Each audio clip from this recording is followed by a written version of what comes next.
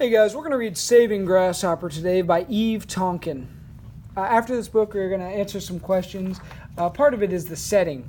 Where does this story take place? Well, looking at it, you can see a building, there's a man, and there are children around. So I would guess maybe a school, just looking at the text. And when? Well, if it's during the school, so there's got to be during the school year, it's obviously at the daytime.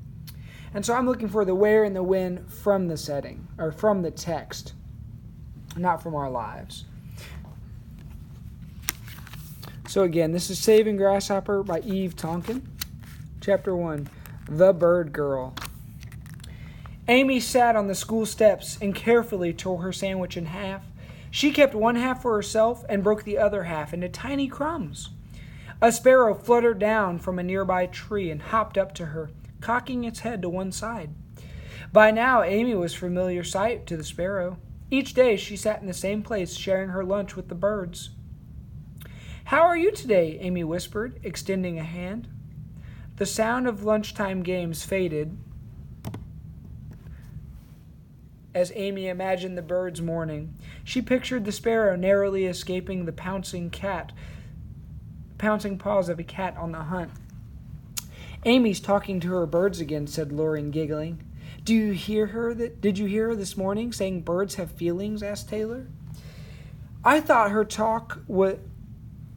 her talk was interesting," Thea replied. "She spends a lot of time taking care of birds." "Well, I'd rather hang out with my friends," said Lauren. "The birds are her friends," Thea explained. Suddenly, a basketball landed on the steps, and the birds flew off with a whoosh. "Sorry, Amy," Jacob called, laughing. Amy felt humiliated.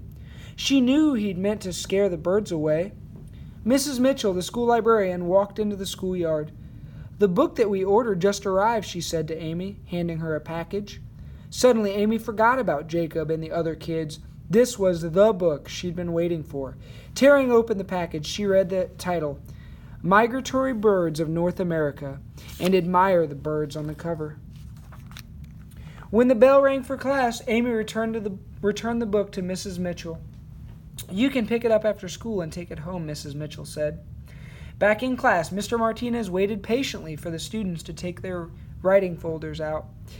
Then he asked them to close their eyes and use their imaginations. Imagine it's a bright spring day like today," Mr. Martinez said. "And you're walking around outside. Visualize what kinds of animals you might see. Now open your eyes and write about what you saw." Some children gazed out the window thoughtfully, but Amy smiled at as her pencil raced across the page. Thanks to all the migrating birds she had recently seen returning from their winter homes, she had plenty of inspiration. Later that day, Mrs. Mitchell saw Mr. Martinez in the teacher's lounge, and she asked him if the other students were still teasing Amy. "Yes, they are," Mr. Martinez replied. "I need to encourage them to recognize how much Amy has to offer." After school, Amy picked up the book from the library and then met her dad in the front gate. When they got home, she fixed herself a peanut butter and banana sandwich. While her dad went upstairs to finish some work, Amy pored over the new library book as she ate, studying the information on tanagers, colorful birds that were one of her favorites. Later, Amy went into the yard and sprinkled birdseed underneath the oak tree. Then she reached up to the bird feeder and placed half an orange into it. Amy enjoyed feeding the birds in the spring because there were so many different varieties around. Amy saw sparrows, jays, and finches all year round, but in spring, birds like tanagers and orioles visited. "Hey, honey," Amy's dad said, walking towards the oak tree. "I just flipped through your library book and saw some beautiful photographs." "Yes," Amy replied. "Mrs. Mitchell ordered it especially for me." Chapter 2, Spring Storm. That night, a loud thunderclap woke Amy. The booming noise seemed to shake the whole house. It was raining cats and dogs, and the sound of rain striking the roof was deafening. Amy peered into the garden and saw lightning flash, which lit up the oak tree and the bird feeders. She could see the birds in the tree desperately clinging onto the branches. Amy was halfway down the hallway when her father saw her. "You can't go outside in this weather, Amy," he said. "Want some hot chocolate?" Soon Amy curled up on the sofa with her bird book and a mug of hot chocolate. She knew that the birds would survive. They were used to weathering terrible storms. The next morning, Amy and her dad went into the yard to inspect the damage from the thunderstorm. A branch had snapped off the oak tree, and 2 bird feeders had fallen to the ground. Immediately, Amy and her dad got to work filling the remaining feeders with food. Later, as Amy and her dad ate their breakfast, they observed the birds swooping down to eat from the feeders. "It's a relief to see that the birds are safe and sound," said Amy. As she and her dad walked to school, Amy was pleased that she decided to wear her boots. Slippery leaves and twigs were scattered along the sidewalk, and Amy and her dad had to avoid several enormous puddles. At school, leaves and branches were strewn everywhere. Amy said goodbye to her dad and asked him to check on the birds when he arrived home. As Amy walked into the schoolyard, she heard Jacob shouting. She raced across the playground to where a group of kids had gathered. "What's happening?" Mr. Martinez asked, walking up to the group. He was surprised to see a hawk tottering around and dragging a wing. "Amy, do you know what species of bird this is?" he asked. Amy hesitated for a moment as she studied the hawk's feathers. "I think it's a Swyson's hawk, Mr. Martinez," she replied. She realized everyone was staring at her, and she blushed. "It's probably on its way north from Argentina," she said uncomfortably. "It's known as a grasshopper hawk because it eats grasshoppers during the winter." Jacob and Lauren giggled, and Tia glared at them.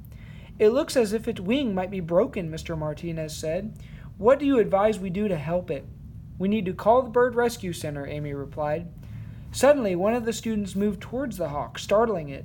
Amy realized it was frightened as it desperately tried to fly away. Amy realized there was no time to beat around the bush. "It's important to keep away," she said. "The hawk is terrified, and it will damage its wing even more unless we leave it alone." "Okay, everyone," Mr. Martinez said. "Head to class. Jacob and Miguel, since you discovered the hawk, you can go and ask Mrs. Cooper in the office to call the Bird Rescue Center. Amy and Thea, you can remain here with me and keep an eye on the hawk." The hawk continued to stagger around the schoolyard, dragging its wing. "We need to calm it down," Amy said to Mr. Martinez. "Let's sit on the ground so that we're not towering over it. But be prepared to move away quickly," he suggested. "Yes," said Amy, "because hawks have razor-sharp claws." They crouched down at a safe distance from the bird. Amy imagined how it must have felt, tumbling from the sky during the storm. "We're going to help you," she whispered soothingly. "That's working," Tia said. "It's calming down." Just as the bell rang, the school secretary, Mrs. Cooper, arrived from the office. "The people from the Bird Rescue Center will be arriving shortly," she said, staring at the hawk. "I haven't seen a Swyson's hawk in years, not since I was a young girl. Doesn't it have beautiful feathers?" "It certainly does," Mr. Martinez replied. "Mrs. Cooper, could you please stay with the hawk so the girls and I can return to class?" "I'd be happy to," Mrs. Cooper replied, "but I'm not exactly comfortable around birds." "That won't be a problem," Mr. Martinez said. "Amy can stay with you. I'm sure she'll enjoy meeting the people from the rescue center." While they waited, Mrs. Cooper told Amy about her older brother, who always enjoyed taking photos of birds. He was particularly interested in hawks, and he had a beautiful photograph of a hawk in his bedroom. "I was always terrified of its piercing eyes." "Hawks need piercing eyes to search for prey when they're flying high in the sky," Amy explained. "They have much better eyesight than people." Chapter 3. Helping a Hawk. Soon the 2 bird rescue officers arrived. They introduced themselves as Megan and Jose. "Hello, I'm Mrs. Cooper, and this is Amy, the school's bird expert," Mrs. Cooper explained. "Amy thinks the bird is a Swainson hawk." "Well, Amy," said Jose, "you're absolutely right." "I must get back to the office," Mrs. Cooper said. "Would it be okay if Amy stayed to watch?" "That would be great," said Megan. "Amy can be our assistant." Jose and Megan put their thick gloves on, and then they cautiously approached the hawk and gently placed a light blanket over it. The darkness will help soothe it, Megan explained. Jose gently lifted the hawk, being careful not to touch its bent wing. Jose carefully carried the bird to a picnic table and placed it down carefully. Jose removed the blanket and tucked it around the hawk. Then he took the special hood from the cage and put it on the hawk so it wouldn't bite while they examined it. Megan and Jose examined the bird thoroughly, and luckily, everything besides its wing looked okay. Then they gently extended the bent wing so that Megan could feel along the bone. It's definitely broken, Megan said. Put these gloves on, Amy. Then you can unroll the tape for me. While Jose held the hawk, Megan showed Amy how to strap the broken wing carefully to its body with tape. Fantastic teamwork, Megan said when they finished. It was a piece of cake, Amy replied excitedly. We'll need to keep the hawk at the center for a couple of weeks while its wing heals, Jose explained. Would you like to visit it, Amy? Definitely, she replied. The next afternoon, Amy and her father visited the bird rescue center, and Jose showed them around. He told them that the hawk was doing well, although it found it difficult to balance with only one working wing. We always name our bird patients, Jose told them, so we thought you might like to choose a name. Instantly, Amy smiled and said, Grasshopper. That's wonderful, Jose said. He certainly loves to eat grasshoppers. Since you have such a way with the birds, Megan and I were wondering if you'd be interested in volunteering here once a week. I'd love to, Amy exclaimed. Would that be okay, Dad? Sure, her dad replied, smiling proudly. It'll be a great experience. The following Monday, Mrs. Mitchell ran into Mr. Martinez in the library, and she asked him how Amy was doing.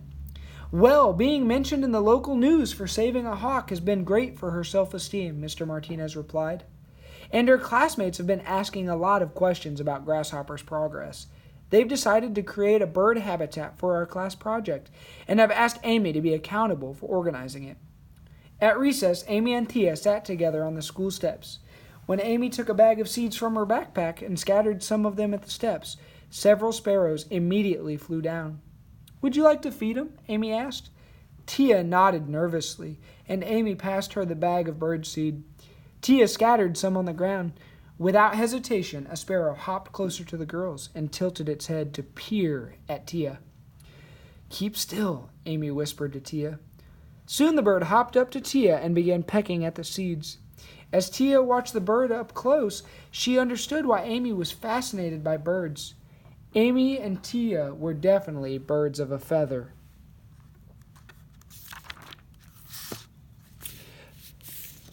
So for this book, we're going to look at some problem and solution throughout the book. They did a lot of figurative language, birds of a feather, and beat around the bush. Those aren't things you speak literally. They're just the figurative language. You don't actually go out and smack a bush. You're just cutting to the chase, which is, again, figurative. You're being serious and not having any wasted time in there.